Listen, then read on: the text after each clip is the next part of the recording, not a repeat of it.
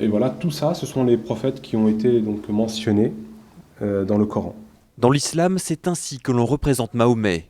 Comme pour les autres prophètes, Jésus ou Moïse, aucun trait physique ou apparence humaine. Comment un être comme vous ou moi pourrions représenter ces êtres élus par Allah? Chacun imaginerait le prophète à sa manière, mais de là à en faire un portrait officiel du prophète, ça c'est quelque chose que nous, on ne peut pas concevoir. Alors une bande dessinée qui retrace la vie de Mahomet, forcément dans cette mosquée, l'accueil est plutôt froid. Charlie Hebdo, il a un objectif commercial, ça fait vendre, ça fait polémique. Maintenant, eux, s'ils veulent faire des dessins, je veux dire, c'est pas moi, musulman, qui va leur interdire.